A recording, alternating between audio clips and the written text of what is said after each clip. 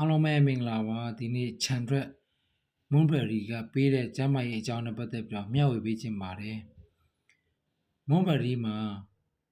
အရသာချိုးသလိုအာရဓာတ်ပေါင်မှုမြင့်မားပြီးကျမ်းမာရေးကိုလည်းအများကြီးအထောက်အကူပြုပေးပါတယ်လက်ဆက်တဲ့မွန်ဘယ်ရီမှာရေဓာတ်က80ရာခိုင်နှုန်းထိပါဝင်ပြီးကယ်လိုရီ60ရာခိုင်နှုန်းထိပါဝင်ပါတယ်ဒါအပြင်ပရိုတိန်းတို့ကာဘိုဟိုက်ဒရိတ်တို့သကြားဓာတ်နဲ့အမြင့်ဓာတ်အဆီဓာတ်လည်းပါဝင်နေပါသေးတယ်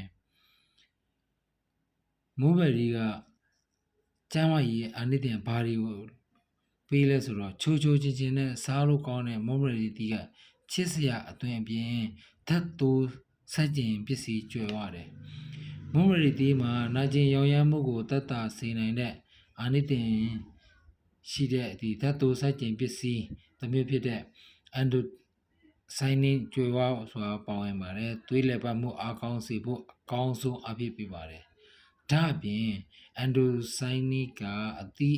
အချောင်းမှာဆိုရင်ဒီ reverse retro လို့ခေါ်တဲ့အရွယ်တင်စေနိုင်တဲ့ဓာတ်သိုးစိုက်ကျင်ပစ္စည်းလဲကျွေးဝါဆိုတာပါဝင်နေတာကြောင့်အသားရည်ကိုနှုတ်ပြစေမှာပါ reverse retro က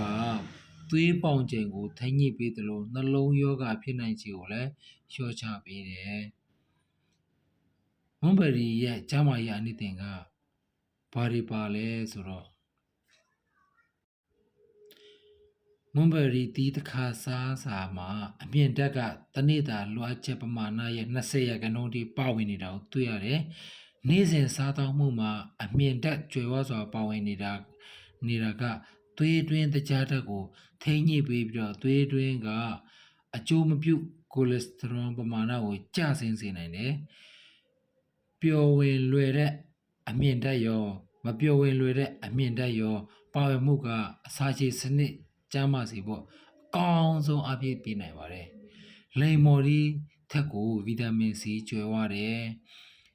မွန်ဘယ်ရီဒီ6တပကံစာမှာတနေ့တာလိုအပ်တဲ့ဗီတာမင်စီပမာဏရဲ့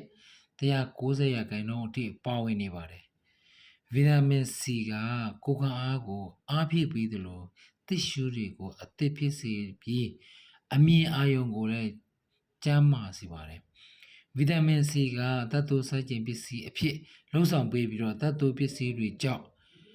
ခန္ဓာကိုယ်မှာထိခိုက်တာနာတာရှည်ယောဂတွေမဖြစ်အောင်ကာကွယ်ပေးသလိုနှလုံးယောဂခံစားရနိုင်ခြေကိုလည်းလျှော့ချပေးတယ်ပရိုတင်းတန်ဓာတ်နဲ့ကယ်လဆီယမ်ကျွဲဝတယ်မွန်ဘယ်ရီတီးကပရိုတင်းကျွဲဝစွာပါဝင်နေပါတယ်မွန်ဘယ်ရီတီးတပကံစာမှာနေ့စဉ်ပရိုတင်းရဲ့လွှမ်းမှုပမာဏ4ရာခိုင်နှုန်းအထိပါဝင်နေပါတယ်တန်ဓာတ်ကလည်းနေ့စဉ်လွှတ်ချက်ပမာဏရဲ့30ရာခိုင်နှုန်းကယ်လဆီယမ်ကလည်းနေ့စဉ်ကယ်လဆီယမ်လိုအပ်မှုပမာဏ10ရာခိုင်နှုန်းထိပါဝင်နေပါတယ်တန်ဓာတ်ကပင်ပန်းလွှမ်းနေမှုကိုသက်သာစေပြီးတော့ကိုရင်းတွေက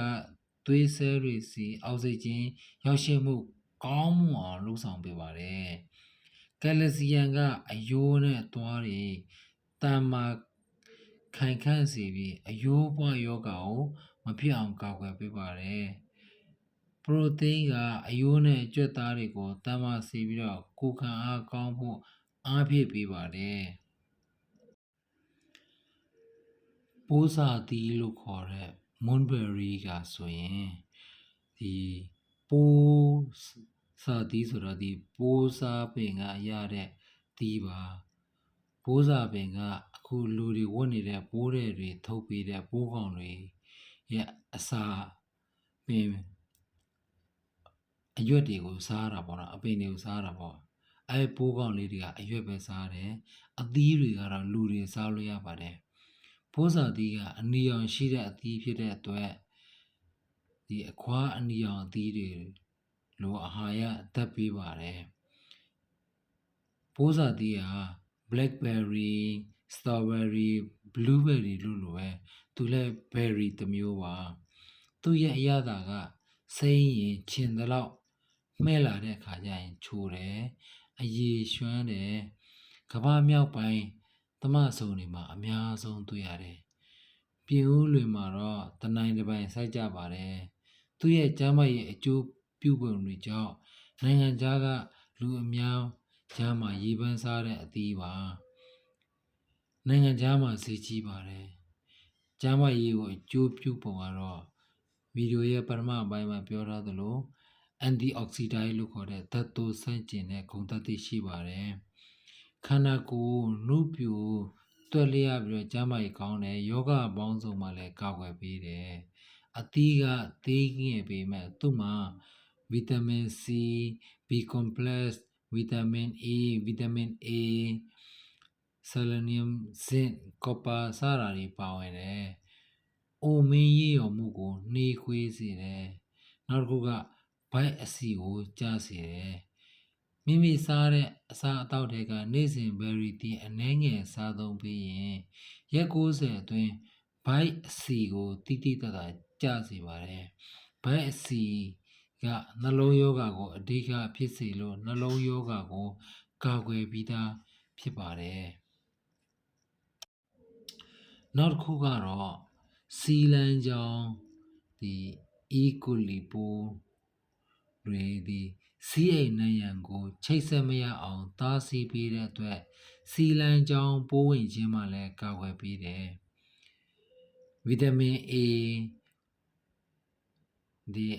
အန်တိုနိုဆိုက်ပမာဏများတဲ့အတွက်အမြင်အာရုံကောင်းပြီးတော့ဒီရေသိမ်းဒီခွာကြမြက်တဲ့အမြင်အာရုံကွယ်ခြင်းမှလည်းကာကွယ်ပေးတယ်ပြောချင်တာမျက်စိအားကောင်းတယ်နော်အဲကြောင့်မလို့အခုနပြောတဲ့အားဒီအန်တိုဆိုင်းနင်းတို့ဒီလီဆနီယမ်ဆယ်လနီယမ်တို့ဗီတာမင် A တို့ B complex တို့ဗီတာမင် C တို့ဗီတာမင် E တို့ဇင်တို့ပိုတက်ဆီယမ်တို့ကော်ပါတို့မက်ဂနီဆီယမ်တို့နော်စတာတွေအများကြီးကိုဒီပါဝင်တဲ့အကြောင်းအာယုံကြောတွေအားကောင်းစေပြီးတော့အုံနောက်ဆဲကိုအုံနောက်ဆဲတည်ခြင်းမှလည်းတားဆီးပေးပြီးတော့ဒီတခြားဆက်နွယ်တဲ့ယောဂတွေမဖြစ်အောင်လည်းကာကွယ်ပေးပါတယ်နောက်တစ်ခုကတော့ဝမ်းချုပ်ခြင်းမှကင်းဝေးစေပါတယ်ဗက်ရီတီကို